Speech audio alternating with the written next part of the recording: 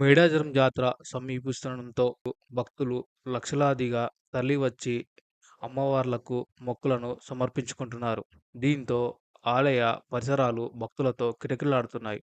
Asia ఖండంలోనే అతి పెద్ద గిరిజన జాతరగా పేరుగాంచిన సమ్మక్క సారలమ్మ మహాజాతర 2 ఏళ్లకు ఒకసారి జరుగుతుంది. 21వ తేదీన సారలమ్మ పైడిగిద్దరాజు గోవిందరాజును గద్దెకు తీసుకువస్తారు. 22వ తేదీన సమ్మక్క దేవతను గద్దెకు తీసుకువస్తారు. 23వ తేదీన వనదేవతలంతా గద్దెలపై కొలువై భక్తకోటితో పూజలు అందుకుంటారు. 24వ తేదీన తల్లుల వన ప్రవేశంతో జాతర ముగుస్తుంది. ఉమ్మడి వరంగల్ జిల్లా మంత్రులు కొండా సురేఖ, సీతక్క దగ్గరుండి జాతర పనులను పర్యవేక్షిస్తున్నారు.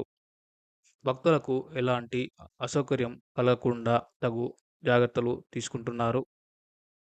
జాతరకు వచ్చే భక్తులు ప్లాస్టిక్ వాడకాన్ని తగ్గించి పర్యావరణాన్ని కాపాడాలని మంత్రులు కోరారు.